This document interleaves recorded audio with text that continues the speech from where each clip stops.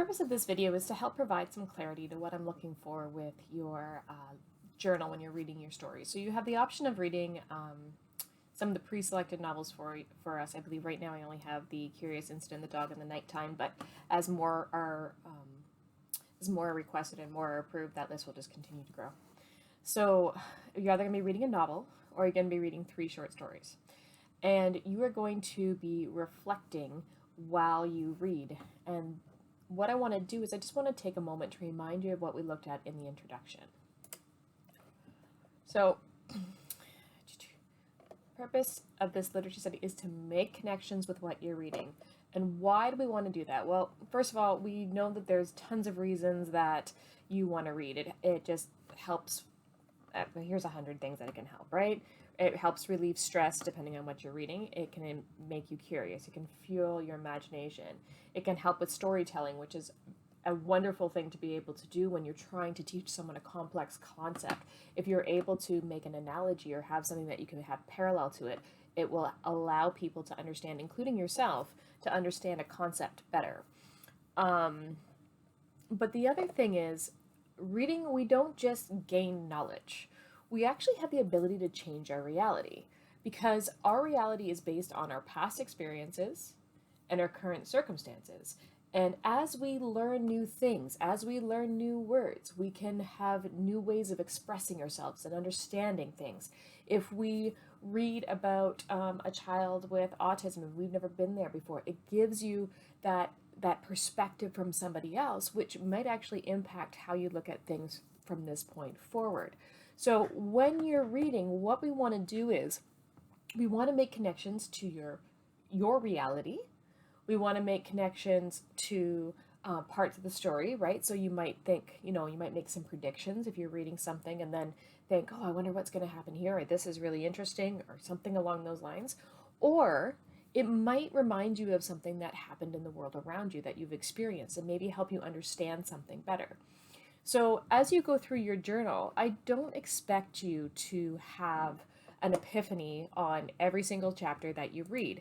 It's not about making a whole bunch of shallow connections. When you're looking at connections, we're looking for, I would rather see 2 really good, deep connections for like the text to world, for example, than 1 on every chapter or 1 on every short story. So to be able to do that, you need to start asking different questions. You need to look at different points of view. Put yourself in one character's shoes, then maybe put yourself in another character's shoes.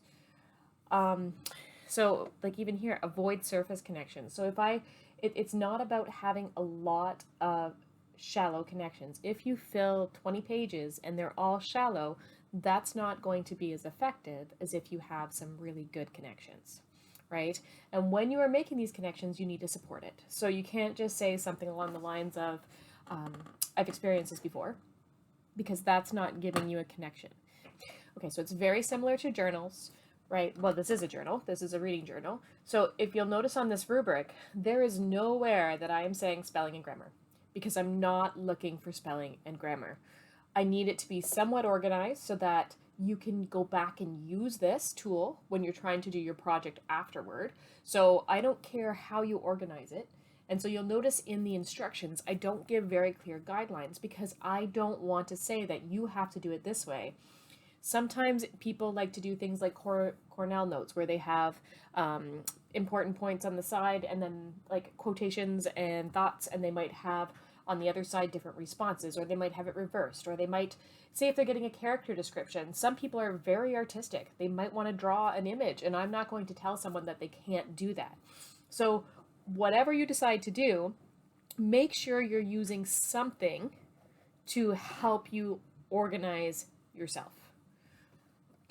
You're also going to make sure that you're using concepts that we discussed in the lesson. So as themes emerge, you want to address those. As you see different conflicts that are coming, maybe different points of view, talk about the setting. As you write the journal, the plot's just going to kind of fall into place, but you might say that, this is some rising action because you can see the tension building, things along that line. So use those key terms that we talked about in the lessons. Excuse me. And like I was saying, we want to make those connections.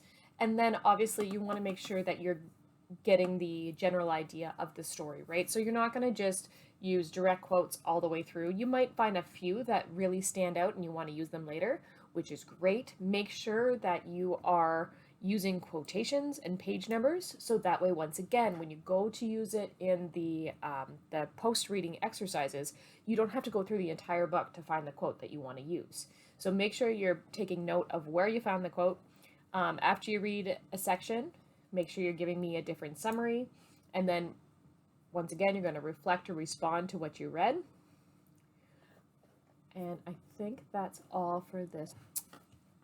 In the activity description, I've provided you with a few little examples. So when you are writing the response journal, you're going to write a summary of what has happened. But if you read one chapter and not much happened, please don't think you have to write a summary for that chapter. You might sit down and read 5 chapters or 10 chapters, and then you'll want to write a summary of that whole section. That's perfectly okay. Some people like to break things up into smaller chunks. Some people like to group them together. So if I go through and you sat down 4 times and you read this and you finish reading your novel in 4 sessions, then you're probably only going to have you are only going to have 4 different summaries and 4 sections where I'm going to find information on characters and conflicts. All the information will still be there, whether you do it in, 10 settings or if you do it in 4 settings, but you might just have it grouped differently, and that's perfectly okay. So make sure that you're getting those concepts, getting those things that we talked about, those character descriptions, the settings, the conflicts, etc., the themes that come out. And then, as I mentioned already, please make sure that you are making connections. So here's a few prompts that might help you. Did you have a eureka moment? So was there something that all of a sudden makes perfect sense now? You heard it earlier and it was a little bit confusing, and then now all of a sudden you're like, oh, I get it. Did anything shock you? Were you surprised by anything in the story? Did you think about an incident that you've seen in your life and that you maybe misunderstood because you didn't put yourself in somebody else's perspective, and all of a sudden that has come into your mind again, right? So the purpose of reading is to not just complete an assignment. The purpose of reading is to provide you and enrich your experiences. Hope that makes sense. If you have any questions, please make sure you reach out, and I'll talk to you soon.